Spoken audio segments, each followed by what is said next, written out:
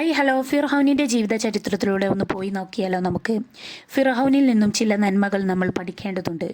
ദുഷ്ടനായ ഈജിപ്തിലെ ഒരു രാജാവായിരുന്നു ഫിർഔൻ. സ്വന്തമായിട്ട് എല്ലാ കഴിവുകളും അയാൾക്ക് ഉണ്ടായതുകൊണ്ട് തന്നെ പൂർണ്ണ ആരോഗ്യവാനും ആയതുകൊണ്ട് തന്നെ അദ്ദേഹം ദൈവത്തിൽ വിശ്വസിച്ചിരുന്നില്ല. ഞാൻ തന്നെയാണ് ദൈവം എന്നാണ് അയാൾ തെറ്റിദ്ധരിച്ചിരുന്നത്. എന്തുകൊണ്ടാണ് അയാൾക്ക് അസുഖങ്ങൾ വരാതിരുന്നത്? ഒന്നുകൂടി ചർച്ച ചെയ്യാം നമുക്ക്. അയാൾക്ക് അസുഖം വരാതിരുന്നത് അദ്ദേഹം നേരത്തെ എണീക്കുമായിരുന്നു. നേരത്തെ ഉറങ്ങി നേരത്തെ എണീക്കുന്ന ഒരാളായിരുന്നു. അതുകൊണ്ട് തന്നെ അദ്ദേഹത്തിന് അസുഖങ്ങൾ വരാതിരുന്നു. അതുകൊണ്ട് ഞാൻ ഇവിടെ പറയുന്നു, പ്രിയപ്പെട്ടവരെ, നിങ്ങളെല്ലാവരും നേരത്തെ എണീക്കാൻ ശീലിക്കണം. നമ്മൾ ബാങ്ക് വിളിക്കുന്നതിന് മുമ്പ് തന്നെ എഴുന്നേറ്റിരിക്കണം എന്നാണ് എനിക്ക് പറയാനുള്ളത്. ഫിർഔനിൻ്റെ ചരിത്രത്തിലൂടെയാണല്ലോ ഇന്ന് നമ്മൾ പോയിക്കൊണ്ടിരിക്കുന്നത്. ഫിർഔൻ ബാങ്ക് വിളി കേട്ടാൽ പിന്നെ ഉറങ്ങുമായിരുന്നില്ല. അദ്ദേഹത്തിൻ്റെ ജോലിയിലേക്ക് പോകുമായിരുന്നു. അല്ലാതെ നിസ്കരിക്കാൻ വേണ്ടിയിട്ടൊന്നല്ല കേട്ടോ അദ്ദേഹം എണീറ്റിരുന്നത്. അയാൾ ദുഷ്ടനായ ഒരു രാജാവായിരുന്നു. അദ്ദേഹത്തിന് നിസ്കരിക്കാൻ വേണ്ടിയിട്ടല്ല, അയാൾക്ക് ബാങ്ക് വിളിച്ചാൽ പിന്നെ അയാൾ ഉറങ്ങുമായിരുന്നില്ല. അതുകൊണ്ട് തന്നെ അയാൾക്ക് പൂർണ്ണ ആരോഗ്യവാനായിരുന്നു എന്ന് പറയാൻ വേണ്ടിയിട്ടാണ് ഞാൻ ഇവിടെ പറയുന്നത്. പൂർണ്ണ ആരോഗ്യവാനായതുകൊണ്ട് തന്നെ അദ്ദേഹം ദൈവത്തിൽ വിശ്വസിച്ചിരുന്നില്ല. അള്ളാഹുവിനെ ധിക്കരിച്ച് നടക്കുകയായിരുന്നു അദ്ദേഹത്തിൻ്റെ ഉദ്ദേശം എന്നുള്ളത്. കാരണം അയാൾ തന്നെയാണ് ദൈവം, ഞാൻ തന്നെയാണ് ദൈവം എന്ന് പറഞ്ഞ് ജനങ്ങളെ തെറ്റിദ്ധരിപ്പിച്ച് അയാൾ ജനങ്ങളെ ഞാൻ ദൈവമാണെന്ന് വിശ്വസിപ്പിച്ചിരുന്ന ഒരാളായിരുന്നു. എന്നിരുന്നാലും മൂസാ നബിയുടെ കാലഘട്ടത്താണ് അദ്ദേഹം ജീവിച്ചിരുന്നത്. അദ്ദേഹം ഭക്ഷണത്തെ ഒരുപാട് ബഹുമാനിച്ചിരുന്നു. അതുകൊണ്ടാണ് ഞാൻ ഇവിടെ ഈ ചർച്ച വെക്കാൻ താല്പര്യപ്പെട്ടത്. ഞാൻ അപ്പം ഉണ്ടാക്കുമ്പോൾ ബഹുമാനത്തെക്കുറിച്ചാണ് ഇവിടെ പറയാൻ താല്പര്യപ്പെടുന്നത്. അതുകൊണ്ട് നമ്മൾ കുട്ടികളെ ഭക്ഷണ മര്യാദ പാലിപ്പിക്കേണ്ടതായിട്ട് അത്യാവശ്യമാണ്. അതുകൊണ്ട് എനിക്കിതിവിടെ പറയണമെന്ന് തോന്നിയ ഒരു ഫിർഔൻ്റെ ജീവചരിത്രം. ഫിർഔൻ ഭക്ഷണത്തെ ഒരുപാട് ബഹുമാനിച്ചിരുന്നു.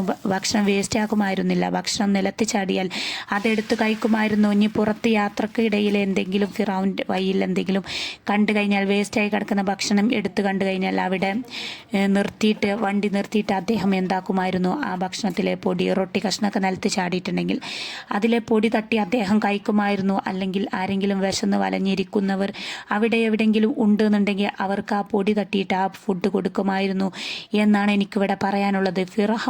ദുഷ്ടനായ ഫിർഔന് പോലും ഭക്ഷണത്തെ നന്നായിട്ട് ബഹുമാനിച്ചിരുന്നു എന്നാണ് എനിക്കിവിടെ പറയാനുള്ളത്. അതുകൊണ്ട് തീർച്ചയായിട്ടും പ്രിയപ്പെട്ടവരെ, നമ്മൾ ഭക്ഷണത്തെ നന്നായിട്ട് ബഹുമാനിക്കേണ്ടതായിട്ടുണ്ട്. ദുഷ്ടനായ ഒരു ഫിർഔനിന് പോലും ഭക്ഷണത്തോട് ഇത്ര ബഹുമാനമുണ്ടെങ്കിൽ സാധാരണക്കാരായ മനുഷ്യരായ നമുക്ക് എന്തുകൊണ്ട് ഭക്ഷണത്തെ ഇത്ര ബഹുമാനിച്ചുകൂടാ എന്നാണ് എനിക്കിവിടെ ചർച്ച ചെയ്യാനുള്ളത്.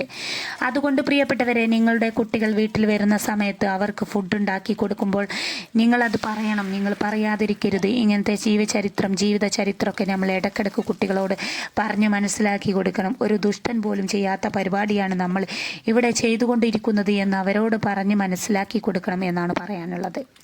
പിന്നെ ഞാൻ ഒന്ന് രണ്ട് വാക്കും കൂടി പറഞ്ഞിട്ട് എൻ്റെ വീഡിയോ അതിൻ്റെ പാക്കുന്ന ഘട്ടത്തിലൂടെ പറയാനുള്ളത് എന്താണെന്ന് വെച്ചാൽ, കുട്ടികൾക്ക് നമ്മൾ ഫുഡ് കൊടുക്കുമ്പോൾ അവരോട് പറയാം, വേസ്റ്റ് ആക്കാനുള്ള ഫുഡ് അതേ കൊണ്ടുപോകേണ്ട. നീ കൊണ്ടുപോയാൽ എന്താകും, നിന്റെ ഫുഡിൽ നിന്ന് ഇബ്ലീസ് എടുത്ത് കഴിക്കും. നീ ബാക്കിയാക്കുന്നത് കഴിക്കാനാണ് ഇബ്ലീസ് നോക്കിയിരിക്കുന്നത്. അതുകൊണ്ട് നീ ഒരിക്കലും ഇബ്ലീസിനുള്ള ഫുഡ് കൊണ്ടുപോകരുത്, നിനക്കുള്ളത് മാത്രം കൊണ്ടുപോകുക എന്ന് പറയുക. അങ്ങനെയാണല്ലോ, നമ്മുടെ ഫുഡിൽ ബാലൻസ് ഉണ്ടെങ്കിൽ അത് ഇബ്ലീസ് എടുത്ത് കഴിക്കും. നമ്മൾ ബിസ്മി ചൊല്ലിയിട്ടില്ല എന്നുണ്ടെങ്കിൽ അത് ഇബ്ലീസ് എടുത്ത് കഴിക്കും. ബിസ്മി ചൊല്ലി കഴിഞ്ഞാലോ ഇബ്ലീസ് പിന്നെ അടുത്ത പണി എന്താ നോക്കുന്നത്, നിലത്ത് ചാടുന്നുണ്ടോ, എന്തെങ്കിലും നിലത്ത് ചാടുന്നുണ്ടെങ്കിൽ അതെടുത്ത് കഴിക്കാം. അല്ലാതെ പ്ലേറ്റിൽ നിന്ന് കഴിക്കുന്ന പരിപാടി ബിസ്മി ചൊല്ലിയത് കൊണ്ട് നമുക്ക് നടക്കില്ല. നമുക്ക് നിലത്ത് ചാടുന്ന നോക്കിയിരിക്കാമെന്നാണ് ഇബ്ലീസ് കരുതുന്നത്. അതുകൊണ്ട് എന്താക്കും, ഇബ്ലീസ് നിലത്ത് ചാടുന്ന എടുത്ത് കഴിക്കാൻ നോക്കും. അതുകൊണ്ട് കുട്ടികളെ, നിങ്ങൾ ഒരിക്കലും നിലത്ത് ഭക്ഷണം വേസ്റ്റ് ആക്കി ചാടി കളയരുത് എന്ന് പറയാം. അതുകൊണ്ടാണ് നമ്മുടെ നബി നമ്മെ പഠിപ്പിച്ചിട്ടുള്ളത്.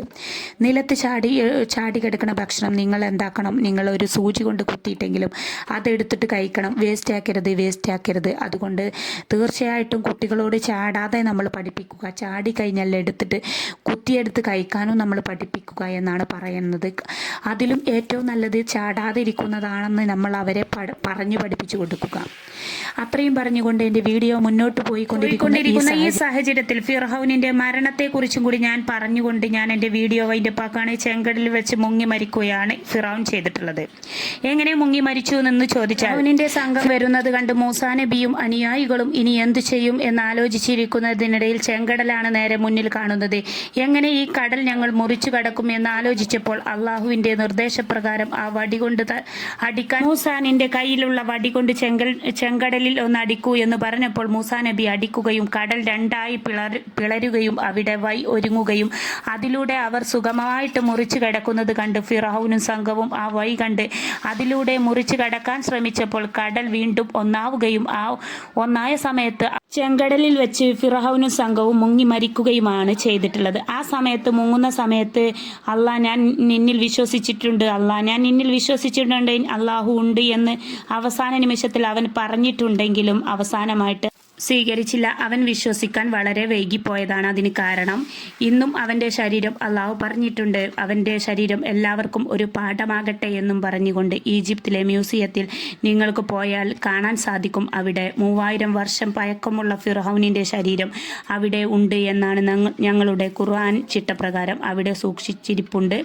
3000 വർഷം പഴക്കമുള്ള ശരീരത്തിന് ഒരു കേടുപാടും കൂടാതെ അവിടെ ഈജിപ്ത് ഗവൺമെൻറ് അവിടെ സൂക്ഷിച്ചു വെച്ചിട്ടുണ്ട്. ഇന്നും അത് ചെന്നാൽ നിങ്ങൾക്ക് കാണാൻ സാധിക്കും. ലോകം അവസാനിക്കണവരെ ഫിറഔനിന്റെ ശരീരത്തിൽ ഒരു കേടുപാടും കൂടാതെ സൂക്ഷിച്ചു വെച്ചിരിക്കും എന്നാണ് ഖുർആൻ പറഞ്ഞിട്ടുള്ളത്. അതുതന്നെയാണ് അള്ളാഹു അത് അവിടെ സൂക്ഷിച്ചു നിർത്തുന്നതും എന്നും ഓർമ്മപ്പെടുത്തിക്കൊണ്ട് എൻ്റെ വീഡിയോ വൈൻഡപ്പിൻ്റെ ഘട്ടത്തിലൂടെ മുന്നോട്ട് പോയിക്കൊണ്ടിരിക്കുന്ന ഈ സാഹചര്യത്തിൽ വീഡിയോ കണ്ട് ഇഷ്ടമായാൽ തീർച്ചയായിട്ടും ലൈക്ക് ചെയ്യാനും ഷെയർ ചെയ്യാനും സബ്സ്ക്രൈബ് ചെയ്യാനും നിങ്ങൾ മറന്നു പോകരുത്. വീഡിയോ പൂർണ്ണ സപ്പോർട്ട് ചെയ്ത് വീഡിയോ ഇത്രയും നേരം കണ്ട് സഹകരിച്ച് ലൈക്ക് അടിച്ച് കമന്റ് ഇട്ട് ഷെയർ ചെയ്ത് കണ്ട എല്ലാ കൂട്ടുകാർക്കും ഒരിക്കൽ കൂടി നന്ദി രേഖപ്പെടുത്തിക്കൊണ്ട് എൻ്റെ വീഡിയോ നിർത്താൻ പോകുന്നതിന് മുമ്പ് അവസാനമായിട്ട് ഞാൻ ഒന്നും കൂടി ചോദിക്കുകയാണ്, നിങ്ങൾക്ക് ഈ കഥ ഇഷ്ടപ്പെട്ടിട്ടുണ്ടെങ്കിൽ നിങ്ങൾ തീർച്ചയായിട്ടും ഒരു കമന്റെങ്കിലും രേഖപ്പെടുത്തിക്കൊണ്ട് എന്നെ സപ്പോർട്ട് ചെയ്ത് വിജയിപ്പിക്കണമെന്ന് അറിയിക്കണം. ഈ അവസരത്തിൽ ഇതുപോലെയുള്ള കഥ എനിക്ക് പറയാൻ ആഗ്രഹമുണ്ട്. അതുപോലെ എനിക്ക് കേൾക്കുന്നതും ഇഷ്ടമാണ്, കഥ കേൾക്കാനും പറയാനും ഇഷ്ടമാണ്. അതുപോലെ എനിക്കൊരു കൗൺസിലിംഗ് ക്ലാസ് ചെയ്യാനൊക്കെ വളരെ ഇഷ്ടപ്പെട്ട ഒരാളാണ്. അതുകൊണ്ടാണ് ഞാൻ ഈ ഒരു രീതിയിൽ യൂട്യൂബുമായിട്ട് മുന്നോട്ട് പോകുന്നത്. നിങ്ങൾക്കൊരു കുക്കിൻ്റെ വീഡിയോ കാണുന്നതിലൂടെ തന്നെ ഒരു അറിവ് പങ്കുവെക്കുകയാണെങ്കിൽ അതാണ് ഏറ്റവും നല്ലത് എന്ന് എനിക്ക് തോന്നി. അങ്ങനെ ഞാൻ എടുത്ത തീരുമാനമാണിത്. കുക്കിങ്ങിൻ്റെ വീഡിയോയിൽ ഇതുപോലുള്ള കാര്യങ്ങൾ അവതരിപ്പിച്ചു പോയാൽ കുട്ടികൾക്കും നല്ലതായിരിക്കും, മുതിർന്നവർക്കും എല്ലാവർക്കും ഉപകാരപ്പെടുന്ന രീതിയിൽ ഒരു കാര്യം അവതരിപ്പിച്ചു പോകുമ്പോൾ എന്താകും അതിനുള്ള പ്രതിഫലം എനിക്ക് കിട്ടുമെന്നുള്ള പ്രതീക്ഷയിൽ ഞാൻ അങ്ങനെ മുന്നോട്ട് പോയിക്കൊണ്ടിരിക്കുന്നു. നിങ്ങൾക്ക് എന്തെങ്കിലും പറയാനുണ്ടെങ്കിൽ താഴെ കമൻറ്റിൽ രേഖപ്പെടുത്താവുന്നതാണ്. എന്താ പറയാൻ എനിക്ക് വാക്കുകളില്ല, എന്തൊക്കെ പറയേണ്ടതെന്ന് എനിക്കറിയുകയുമില്ല. ഞാൻ പറയുന്നതിൽ നിങ്ങൾക്ക് തെറ്റൊന്നുമില്ല, ഞാൻ കറക്റ്റ് തന്നെയാണ് പറഞ്ഞു തന്നിട്ടുള്ളത്. ഇനി എന്തെങ്കിലും ചെറുതായിട്ട് നമ്മൾ പറഞ്ഞില്ല, ഓരോരോ വയല് പറയുന്ന ആളുകൾ പോലെയല്ല ഞാൻ സാധാരണക്കാരിയായ ഒരാൾ. പണ്ടെങ്ങാനോ പഠിച്ച കാര്യങ്ങളും ഇപ്പോൾ പഠിച്ചുകൊണ്ടിരിക്കുന്ന കാര്യങ്ങളുമാണ് ഞാനിവിടെ നിങ്ങൾക്ക് മുന്നിൽ അവതരിപ്പിച്ചിട്ടുള്ളത്. അതുകൊണ്ട് പല ഉസ്താദുമാർ പറയുന്ന രീതിക്കനുസരിച്ചുമായിട്ട് താരതമ്യം ചെയ്യാൻ നിങ്ങൾ വരരുത്. കാരണം ഞാൻ എന്താ പറയുക, അങ്ങനെ കുറേ പ്രസംഗം നടത്തിയാണ്ട് പഠിച്ച് ശീലിച്ചതൊന്നുമല്ല. എന്നാലും എനിക്ക് പറയണം തോന്നി. നല്ല കാര്യങ്ങൾ പറഞ്ഞു കൊടുക്കുന്നതിലൂടെ നമുക്കൊരു അറിവ് വർദ്ധിക്കുകയും മറ്റുള്ളവർക്ക് പുതിയൊരു അറിവാകുകയും എന്ന് വിചാരിച്ചിട്ടാണ് ഞാൻ നിങ്ങൾക്ക് മുന്നിൽ ഈ വീഡിയോ ഷെയർ ചെയ്തത്. അതുപോലെ ഇന്നത്തെ വീഡിയോ കൊണ്ട് വൈൻഡപ്പ് ആക്കാണ്. അടുത്ത നല്ലൊരു കുക്കിങ്ങിൻ്റെ വീഡിയോ ആയിട്ട് ഞാൻ നിങ്ങളുടെ മുന്നിൽ വരുന്നതാണ്. അതുവരേക്കും എല്ലാവർക്കും നല്ലൊരു ദിവസം ആശംസിച്ചുകൊണ്ട് ഞാൻ നിർത്തുന്നു. നന്ദി, നമസ്കാരം. Okay, bye, see you, Tata.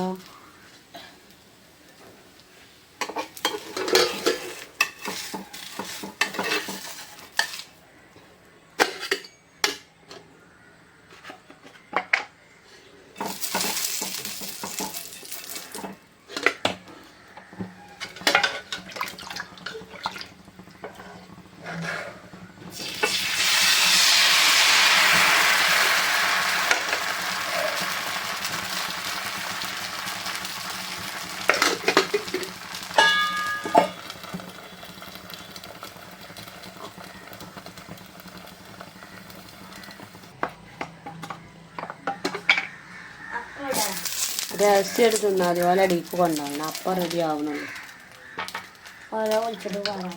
അങ്ങോട്ട്